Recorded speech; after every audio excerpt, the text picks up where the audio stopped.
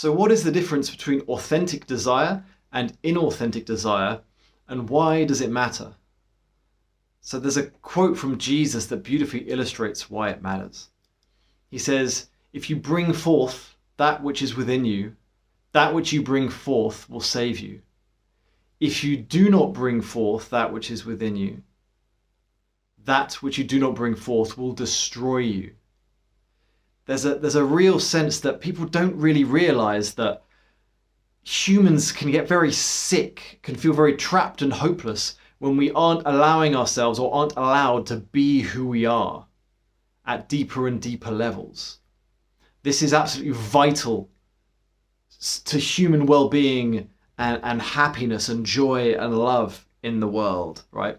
You just feel into the difference between an inauthentic, a sense of being trapped at an office job you don't really like, on a humid Wednesday afternoon, you're just receiving emails and it's just like, you don't feel alive. You feel like you're going against the grain. You're wishing your time away. Whereas compare it to something when you're in the flow and just not thinking about anything else, you're just jiving with life. Maybe you're creating something. There's this real sense of aliveness. You feel like you're being who you are. And there's honestly nothing else to do here in this world apart from just to be who you are at deeper and deeper levels.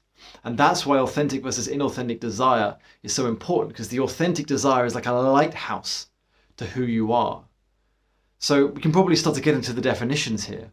An inauthentic desire, and this will help explain it more deeply, an inauthentic desire is one that arises from survival conditioning.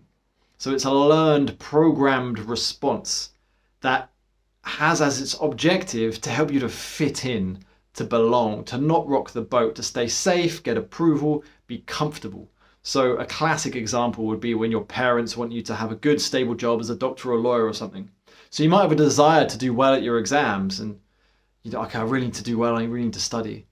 And there's a sense of desire and wanting to do well at your exams so you can go and study to become a doctor. But deep down, what's driving it is fear that your parents will be upset at you and disappointed at you. And if circumstances were different, if that survival threat wasn't hanging over your head, if your parents were like, do whatever you want and we love you anyway, even if you fail all your exams, we won't care at all. Like, maybe your desires would be different because the survival context has changed.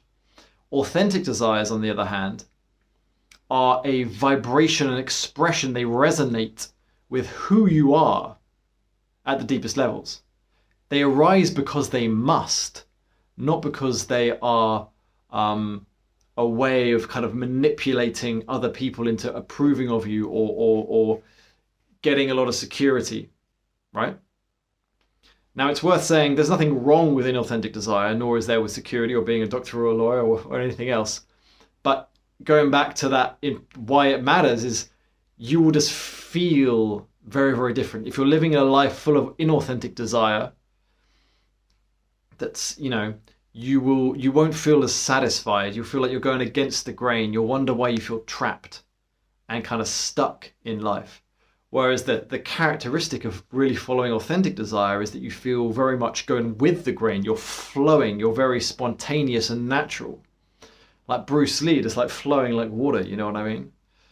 And you feel just so alive and vibrant in those moments. Whatever it is, it doesn't have to be anything grandiose. It can just be skipping down the street, and you just get a sense that you want to have kind of move in that moment. It's an authentic desire to move and skip down the street in that moment. And you're just allowing that to come forward. But the issue is that we're very afraid. We kind of live in a fear-based society, and we're taught from a very young age that, being just kind of, expressing yourself authentically is no bueno. You get told off, you get a lot of disappointment thrown your way. You learn very quickly to kind of shut up and keep a lid on it.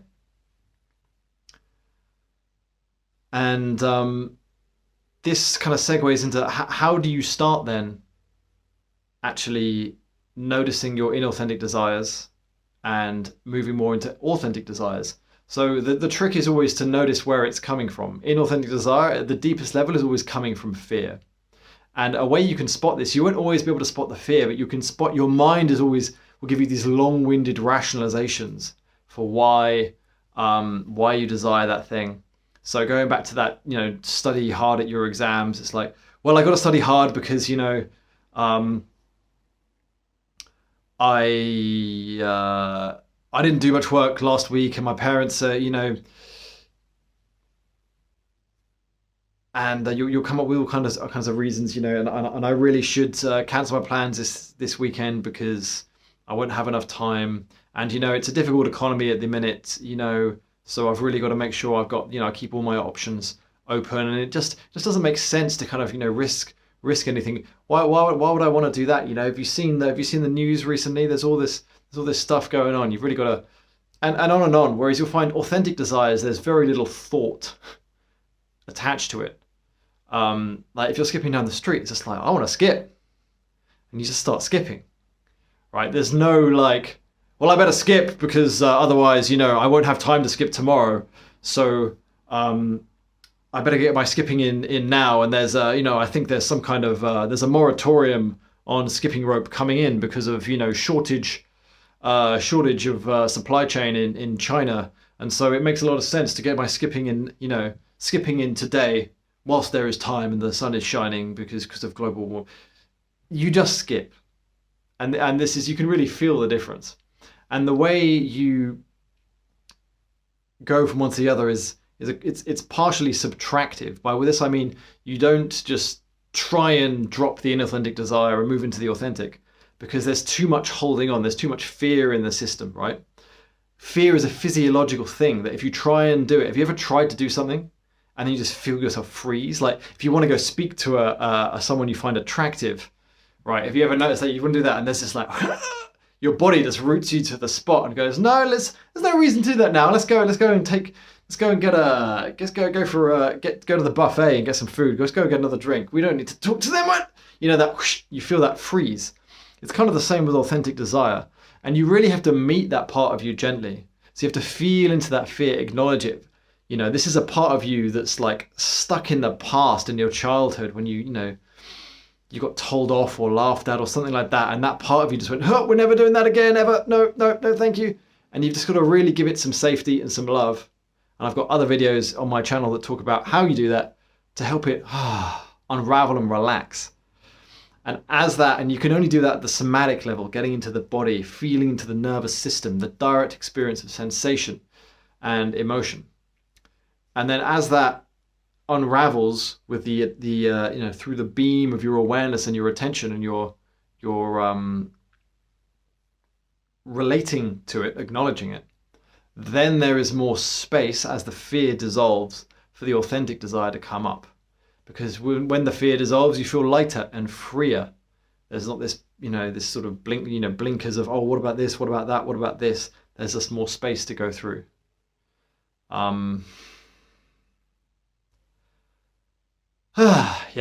And it feels, then the other part is just feeling into what you really desire and noticing that then comes not from fear, more from love. It's more from just the joy of it, as I was saying earlier. So I hope that is of some assistance to you. You could take some time. A good way of working this out is like imagining how it would feel to do certain things. So, and feeling the fear and just noticing the fear and using that exercise as a way of processing that fear. So I remember I did a session with someone once where I was imagining starting this business, the Drunken Buddha business, quitting my job, starting this business.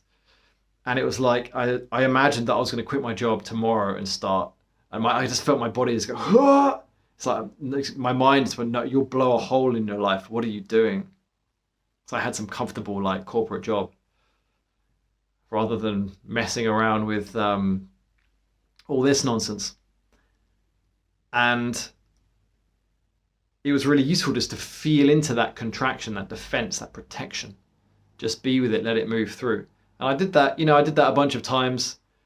And eventually the resistance relaxes enough and I can step forward. And in fact, what happens is as you meet the fear, the universe tends to kind of help you along, right? So I actually then got a call from my former boss and he offered me some freelance work, which kind of tided over the transition period, right? So as you meet the fear, the universe kind of helps you out if you're really looking at your stuff to transition to more authentic desires.